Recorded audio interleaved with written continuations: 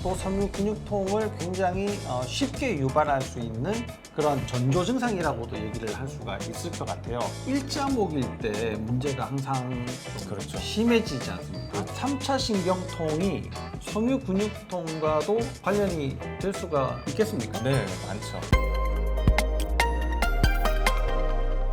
안녕하십니까. 아프지 마쇼의 닥터 준스 김준영입니다. 안녕하십니까. 아프지 마쇼의 닥터 준스 조준호입니다.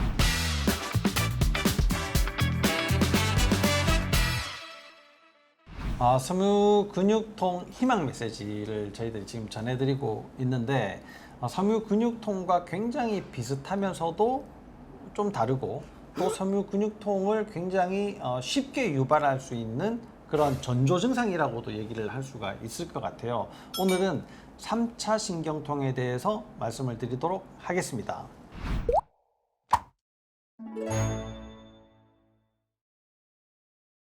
3차 신경통이라고 하면 우리가 보통 시험을 봐도 1차 통과, 2차 네. 통과, 3차 이런 게 통증의 강도를 얘기를 한 건가요? 아니죠. 이제 3차 신경이라는 뇌신경이 있는데요. 네. 그 뇌신경의 문제를 일으키면서 아주 극도의 통증을 느끼는 걸 이제 3차 신경통이라고 합니다. 근데 이제 3차 신경이 뭐 하는 애냐면 실제로는 이제 얼굴하고 관련이 돼 있고요. 운동신경하고는 이 저작근, 우리 씹는 근육하고 관련이 돼 있는데 즉 우리가 머리가 깨질 듯이 두정부가 아프다거나 눈이 빠질 듯이 아프다거나 턱이 문제가 되거나 치통이 심하게 온다거나 아니면 이런 부비동염이 아닌데도 위턱이 굉장히 아프다거나 즉 3차 신경을 지배하고 있는 감각 부위에 극심한 통증을 일으키는 것을 3차 신경통이라고 합니다. 그렇죠. 뇌신경이 12개가 있는데 네. 그 중에 5번째 네. 신경이고 특히 이제 안면부, 네. 이게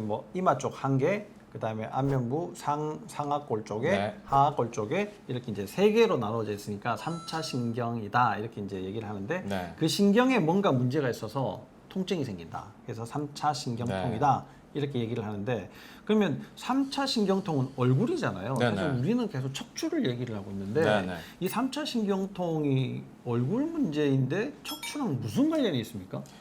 자, 일단 3차 신경의 특징을 좀 보시면 되는데 이제 3차 신경은 실제로 하는 일들은 얼굴과 이 저작근에 있어서 이 일을 맡고 있죠. 그런데 더 안으로 들어가 보면 좀 재밌습니다. 말하자면 이제 3차 신경의 핵이 있는데요. 3차 신경의 핵은 감각신경 핵이 3개가 있습니다.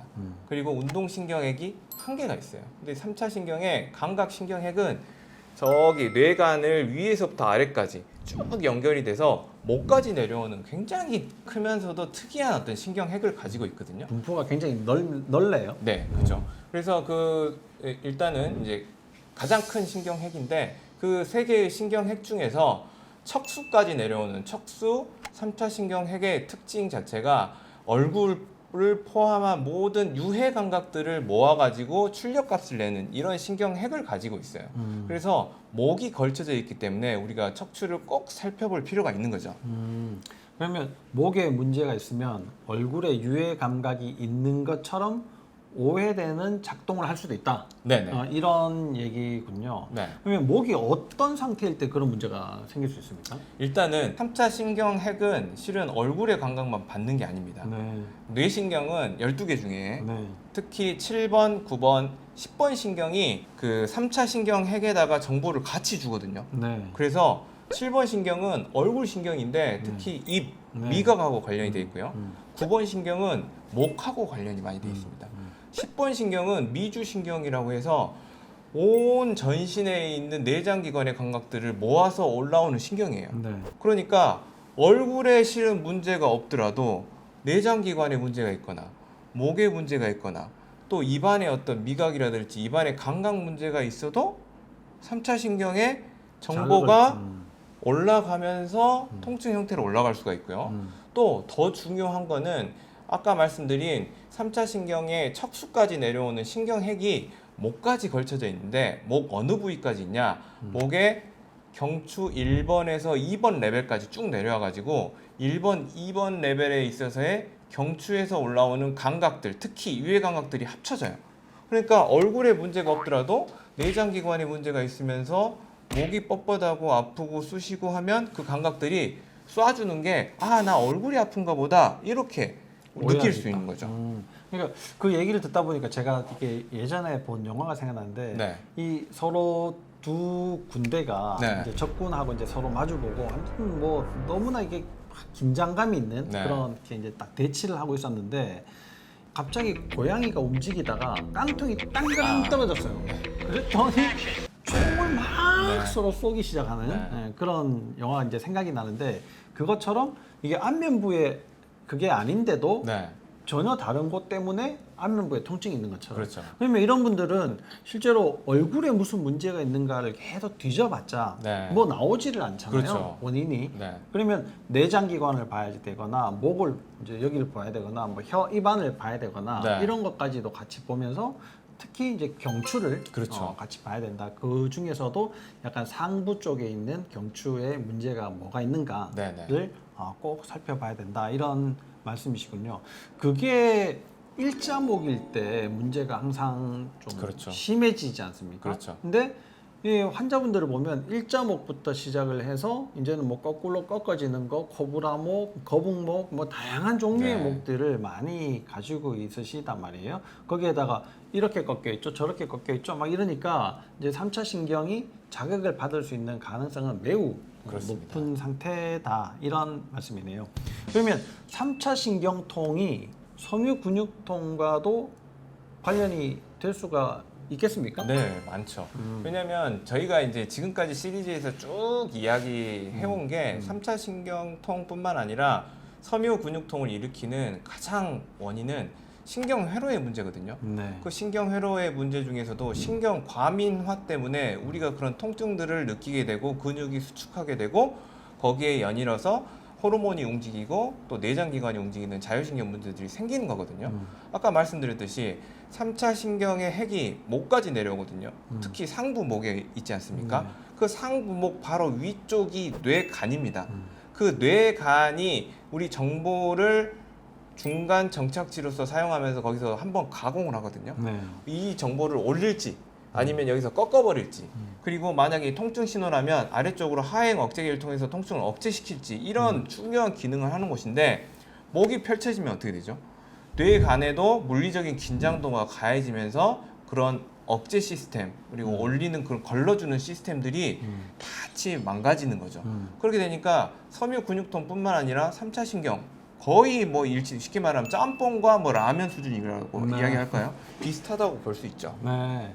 이 3차 신경통이 생길 수 있는 여러 가지 원인들이 있는데 네네. 그 중에 이제 우리가 알고 있는 것들은 대개 이제 대상포진이 안면부로 네. 생겨서 대상포진 후 신경통과 관련되어 있는 뭐 3차 신경 아니면 3차 신경 그 근처에 혈관이 있는데 네네. 혈관이 계속 뛰면서 신경을 자극을 하니까 네. 그런 문제 때문에 생기는 3차 신경통 뭐 이런 게 명확하게 원인을 찾아낼 수 있는 것 이외에 네네.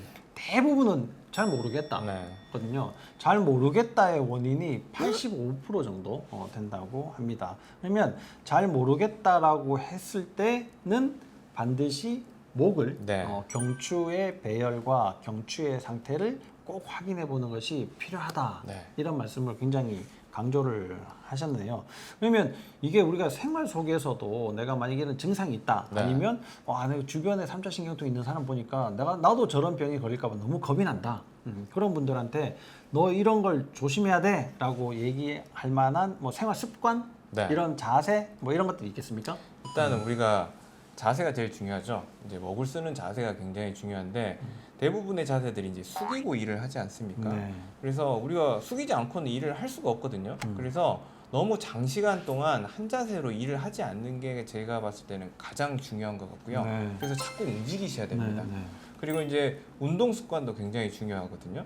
대부분 우리가 일을 하다 보면 이렇게 기울어진 형태로 이렇게 일을 많이 합니다. 실제로 우리 엑스레이 얼마나 많이 찍어보면 한쪽으로 기울어진 패턴들이 그렇죠. 대부분이죠. 네, 네. 근데 그런 분들이 또 이제 운동을 선택을 하면 또 골프, 뭐 탁구, 테니스 다 한쪽 축만 한 쓰는 방향으로. 운동을 하거든요. 그래서 항상 양측 운동을 하시는 게 중요하겠고요.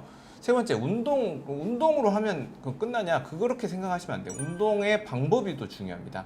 즉 우리가 운동을 할 때 걷는다고 해볼게요. 근데 핸드폰을 들고 이렇게 걸으면 어떻게 돼요? 한쪽을 고정시켜 놓고 걷는 거죠. 그리고 뭐 예를 들면 가방을 한쪽 어깨에다가 맨다거나 예를 들면 한쪽 백을 이렇게 들고만 간다고 하면 여기도 또 이렇게 고정시켜 놓고 하는 거거든요. 그래서 될 수 있으면 내가 뭔가 문제가 생겨가지고 이런 양방향 운동을 진행을 할 때는 꼭 다른 어떤 방해할 만한 요소들을 내려놓고 운동에만 좀 집중을 하시는 게 좋지 않을까 이렇게 생각합니다. 맞습니다. 이게 또 특히나 목에 영향을 주는 여러 가지 행동 중에 네. 팔을 어떻게 쓰는가도 굉장히 중요하거든요. 네네. 팔을 한쪽으로 이렇게 고정을 해서 뭘 하는 거 네. 이런 것들이 제일 문제인데 누워서 핸드폰 보는 거 지금도 누워서 핸드폰 보고 있지? 그런 거를 조심을 하셔야지 네. 됩니다. 이게 숙이지 말라고 하는데 숙이면 100%예요. 목에 영향을 주는 네. 게 들고 보면 70%입니다. 누워서 본다. 옆으로 돌아서 봐도 그건 90%예요. 그래서 누워서 보는 것이 수면도 방해할 뿐만 아니라 내가 이제 그 다음날 아침에 일어나면 목이 뻐근해요. 뭐 중간에 잠을 못 자서 자꾸 깨요. 뭐 수면이 얕아요. 뭐 이런 모든 원인의 원흉이다. 그렇죠. 이렇게 보시면 될 것 같습니다. 이 3차 신경통은 사실 원인을 밝혀내기도 어렵고 치료하기도 만만하지 않는 그런 질병입니다. 안 생기는 게 가장 좋고 만약에 생겼다고 하면 원인을 잘 모를 경우에는 반드시 당신의 목은 어떤가를 꼭 확인을 해보시기를 바랍니다. 다음 이 시간에도 좋은 내용을 가지고 또 찾아뵙도록 하겠습니다.